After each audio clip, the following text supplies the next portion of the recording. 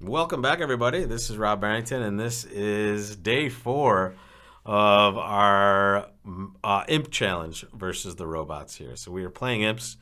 We have, I don't know, we have a reasonable card on here. We've made maybe an Imp or two mistake here or there, but nothing major.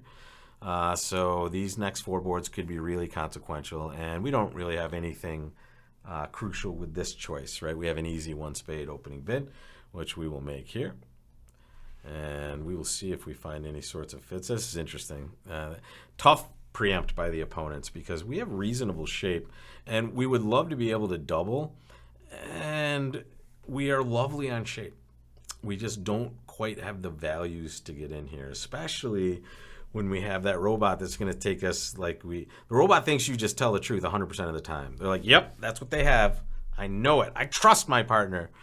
And they trust their opponents as well, unfortunately, sometimes for them. But here, we're just not strong enough, even though our shape is wonderful. We could bid 3 hearts, but that's the same sort of strength, right? In fact, here it's going to equate it to an even bigger hand. So what we don't want to have happen is for them to kick us in the game with like some sort of random 5 or 6 count that's not going to do well. And again, like we talked about, sometimes just sitting back and defending, especially when they're vulnerable, can be a really good plus score for you. So we're going to pass.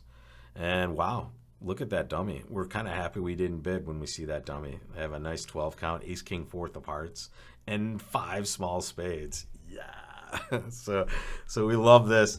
I would expect this is either getting roughed or partner has a singleton spade. That's what I would expect here, right? Partner leads low. If they had a doubleton, they should lead high-low. And if they have 3, it means lefty has 0. Which is interesting. Certainly possible, right? We're going to find out in a second. The question is going to be, what's our best pathway at success? We're going to win the king, first of all, and we're going to see what happens. Okay, so now I would expect lefty to have the queen of spades and no other spades left, which means they have 6 diamonds at least. They have 2 spades. They could be pitching something on hearts. And I wouldn't expect partner to lead low from queen small, so I'm pretty confident that lefty does have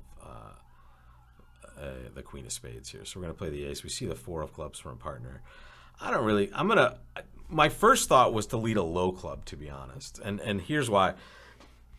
Leading away from an ace sometimes can be really good for you, especially if it's going to add a little bit to the defense. And what I mean by that here is, if lefty has the king of clubs and I let a low club, they're likely to just duck it to that jack over there.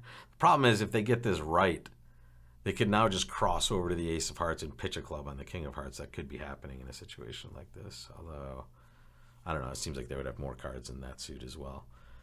But here, what the dream scenario is, you play a low club and declare does have the king. Partner wins the queen, fires a club back to your ace, and then you lead a spade. And now they are just over roughing whatever partner does. Here, if I don't lead a club and I lead a spade, they might just pitch a club on that, right? But I guess I get to maintain the lead there, so that's not going to matter. Interesting spot. We'll take a second here. I would love it if I could trust every signal that partner gave, right? So if this is a standard, I don't like club signal, which is your first discard. That's what I would recommend playing if you're thinking about that with your partner. It's just the easiest for you guys to wrap your heads around when you're starting to signal to each other. If that is, hey, I don't want a club, then just leading a spade here would make a lot of sense, right? Give partner maybe an uppercut or something, or prepare them to take a diamond trick later. But I don't know. I can't resist. I'm going to play a low club. Let's hope we get this right. All right, we love seeing this. Lead a club, partner. There you go. All right, so mission accomplished. Here comes a spade now. And now they get to pitch. It's weird that they didn't over-rough the 8 of diamonds. I don't know if that's a good sign or not. Maybe they just think they have a natural trump trick. Yeah, they're not over-roughing the 9 either. Uh-oh.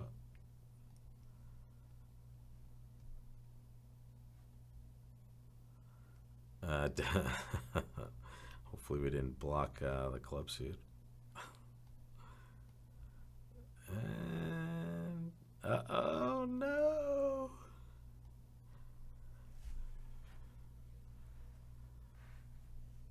Oh my goodness, folks. We should have done it. Yeah, yeah. That was a misstep there. Underleading the club was a disaster. We needed to play ace of clubs. All right, look at this. It's so sick. I feel like such a dummy. And this is funny. Sometimes you think you're doing well, and then you just make the absolute wrong play. So here, there it is, guys. We get 3 club tricks, right? But the 4 of clubs is, I guess the robot plays upside down now. Is that what I'm to take that as? I mean, I still let a low club anyway, but for the exact wrong reason. My partner had no diamond trick to take at all, or to promote in any sort of meaningful way, and that's because lefty just had king, queen, jack, 10, 9, 8, 7th of diamonds, right? So here, it needed to be the ace of clubs. I made the only play that let him make in the club suit. It's just, that's pretty sick, guys. That's pretty sick stuff that I can pull out for you in this format. So I let him make 110 when, honestly, the more obvious play, ace of clubs club, was going to defeat it a trick. But maybe at the other table they don't cash their 3rd club. I can hope for that. But that's the issue with this hand. When you go back to the very beginning, they just have a meaningful heart pitch, right? They can pitch something on that heart, right? So taking our tricks early was the right play. It was just the absolute wrong execution on my part. And I have to say, I probably should put partner on the king of clubs, at least, because think about it. I know that lefty has about 7 points already. They should have king, queen, 6th, at least of diamonds, probably 7th. And I already know they have the queen of spades. So there's my issue, guys. There's my fault that I didn't even think about it. Lefty has 7 at least, probably 8. Where's the king of clubs? That's in partner's hand. I have to stop talking and start thinking, folks. But at least it's a part score. At least it's a part score, all right? We're okay. It's a big swing, though. I mean, I don't think we're that far ahead or behind the robot at this point, so that could be the meaningful one. But we're going to try to recover, all right? We're going to definitely bet a game on this one. I don't care what they do. All right. Boom. 1 diamond, 1 heart, 1 no trump. Make your bid with this hand, folks. What do you do? Well, I soothe my voice here, and I have to come off tilt, guys. I'm not going to pause it. I'm just going to show you. I'm going to show you how I handle a mistake, and if I bone this board up, it's going to be badly. But yeah, there's nothing else I can do about that board at this point, right? It's over. I can lament about it on Friday's show when we see the results, if it really matters. But now, we have a normal auction, and this is where new minor forcing is always going to come in.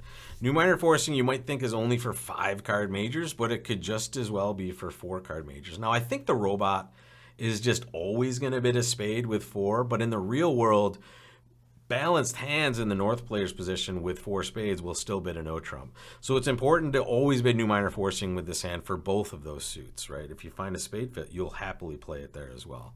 Here you find a heart fit and you love it. You want to play game in hearts, especially because your hand does not play well for no trump as far as its shape is concerned.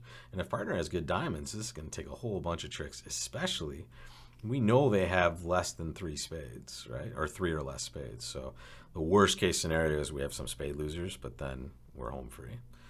And beautiful. Love partner's hand there. Take a look. We're going to do pretty well here. The diamond lead is interesting. This might suggest that we're getting a poor diamond break, right? And this is an interesting hand for multiple reasons. We have a situation that we usually try to take advantage of early, and that is we have short spades in that dummy over there, and we have a relatively short trump suit, right? So we would love to get rid of our spade losers over here and then rough spades in the dummy, right? The problem is they've already let our longest suit, right? So if we start, and we have 2 spade losers, right? So if we start messing around with spades, their ability to come up with a diamond rough is just that much greater, right? So here we kind of have to draw trump right away and hope that we're getting lucky in a different way. And here's what I mean. I'm going to play the ace of hearts and then the king of hearts. Boom. Perfect, right? Hearts have divided evenly.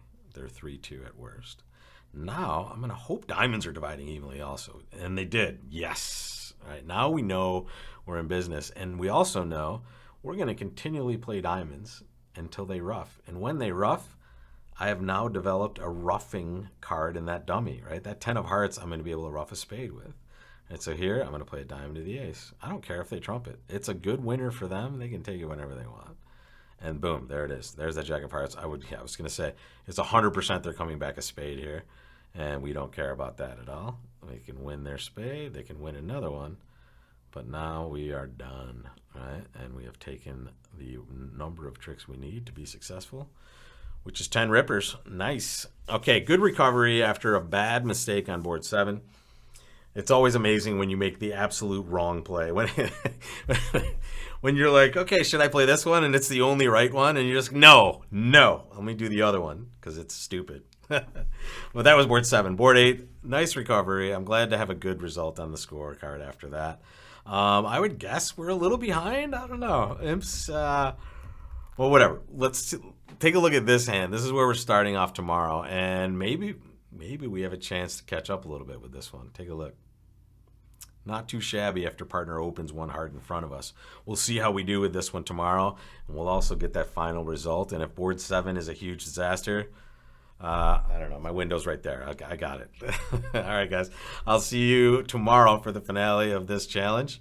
And as usual, guys, check out bridgelesson.com for all the content that's coming out of that, as well as this YouTube channel for some of the World Championship highlights. So I will see you guys in any or all of those programs. Take care, everybody.